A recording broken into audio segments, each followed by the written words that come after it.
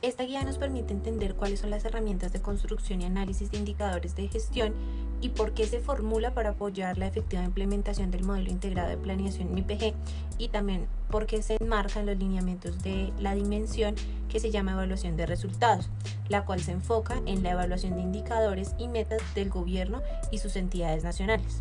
Para entender mejor el contenido de esta guía, esta nos brinda un marco general para el uso y la aplicación de los indicadores que le permita a las entidades nacionales facilitar la formulación, la utilización, el seguimiento y la evaluación que venga acorde con el modelo integrado de planeación y gestión.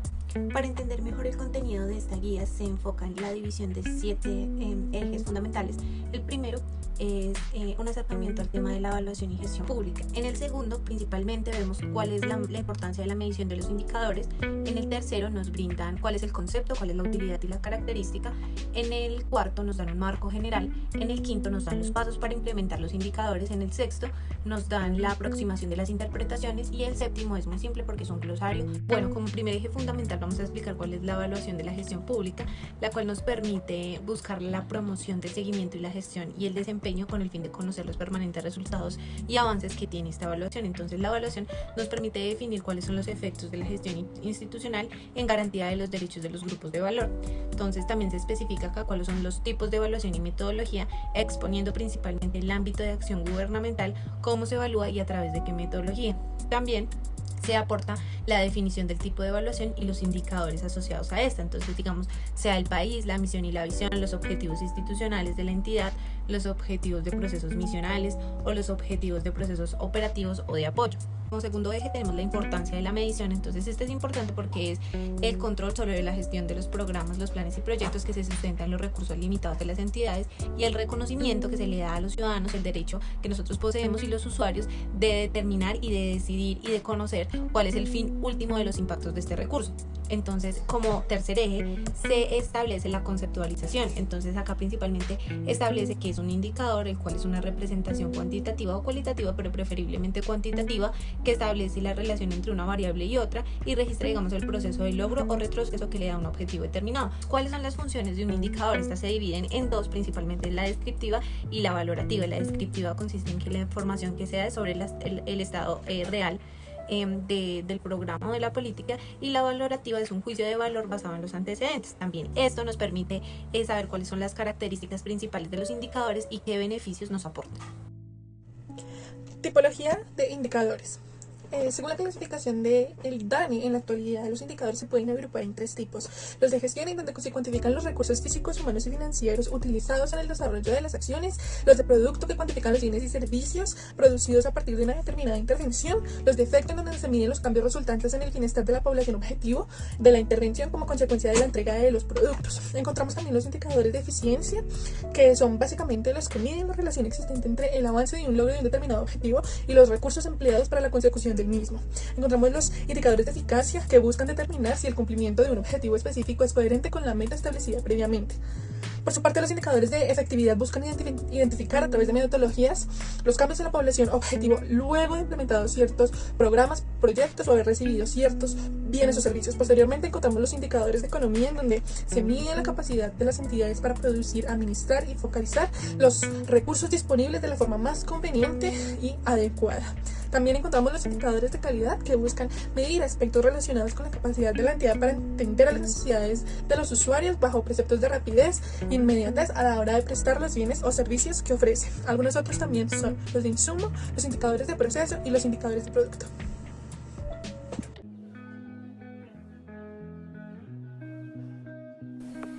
El uso de indicadores está estrechamente relacionado con todos los procesos de planeación de las entidades públicas y asimismo existen algunos pasos básicos para dar un tratamiento adecuado a toda la información disponible.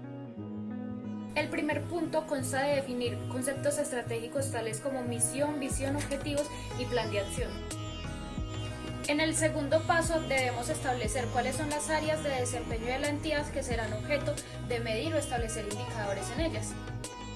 En el tercer paso debemos definir cuál es el nombre del indicador y cuál será su fórmula de cálculo. Algunos tips para este paso es que el indicador debe ser autoexplicativo referente a su nombre, que cualquier persona que lo lea pueda entender qué se va a medir con él y que si contiene siglas, estas sean explicadas en un anexo o en una nota en el documento. El cuarto punto trata de evaluar los indicadores con criterios técnicos en busca de que sean una herramienta útil de información y asimismo sean de carácter balanceado. En el quinto punto se debe hacer la recopilación de los datos y la verificación de fuentes confiables de información, ya sea en entrevistas, encuestas, sondeos. En el sexto punto debemos establecer cuáles van a ser las metas a seguir de tal manera que éstas vayan en concordancia con los objetivos y los proyectos establecidos por la entidad.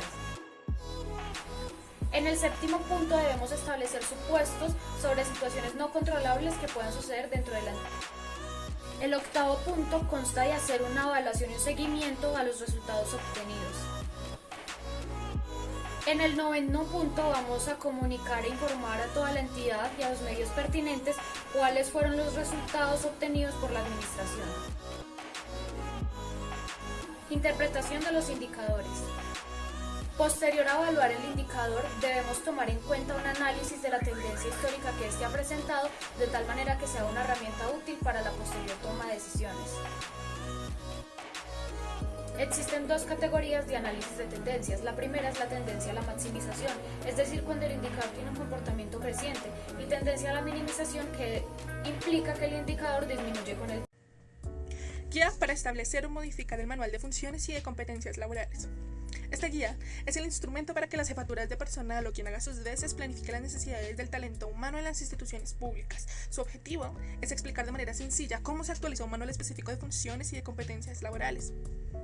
El Manual Específico de Funciones es una herramienta de gestión del talento humano que permite establecer las funciones y competencias laborales de los empleos que conforman las plantas de personal de las instituciones públicas. Es igualmente un insumo importante para la ejecución de procesos de planeación, ingreso, permanencia y desarrollo del talento humano al servicio de las organizaciones públicas.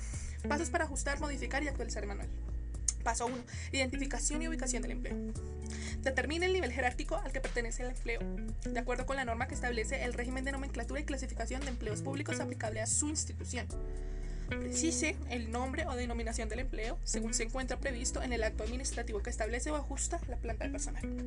El código es una identificación numérica del empleo en un nivel jerárquico determinado que comprende 4 dígitos en el orden nacional y 3 dígitos en el orden territorial. Luego, asigne el grado y posteriormente relacione el número de cargos. Después, ubique el empleo y cuando el empleo pertenezca a la planta estructural, señale el nombre de la dependencia y por último, identifique el cargo del jefe inmediato. Paso 2. Identificación del área o proceso al cual se asigna el empleo. Es importante precisar la ubicación funcional del empleo en la dependencia de la institución, pues este le ayudará a identificar su participación en la ejecución de las funciones del área y en los procesos asignados a esta. Elementos que a su vez son claves para construir el propósito principal y las funciones esenciales del empleo. Señale de manera clara la dependencia, área y, de ser necesario, el proceso en el cual se han desempeñado las funciones. Bueno, en el paso 3 identificamos la descripción del contenido funcional del empleo público, el cual se compone por dos pilares fundamentales, que es la descripción del propósito principal del empleo público y la descripción de las funciones esenciales del mismo. En términos de la descripción del propósito del empleo, se quiere identificar cuál es la razón de ser de este y qué es lo que lo caracteriza. Entonces, esto se rige bajo una normativa que tiene una redacción correspondiente a un verbo, a un objeto y a una condición. Entonces, el verbo hace alusión a la acción fundamental del empleo y al proceso que se desempeña. El objeto es pues la acción que se realiza dentro del área de desempeño y la condición son los requerimientos que se esperan obtener en la función esencial del empleo público. Siendo así, cabe notar que cada empleo de la administración pública tiene un propósito, una razón de ser para el cumplimiento de las metas institucionales de su entidad. Entonces, este propósito resulta ser la descripción del objeto fundamental que realiza el empleado y la función del proceso al cual está adscrito. El segundo pilar de este paso es la descripción de las funciones esenciales del empleo.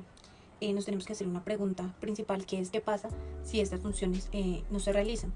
Si la respuesta es negativa es porque la función no es esencial y significa que es una actividad y no una función que está correspondiente al manual de funciones que está relacionada con el cargo.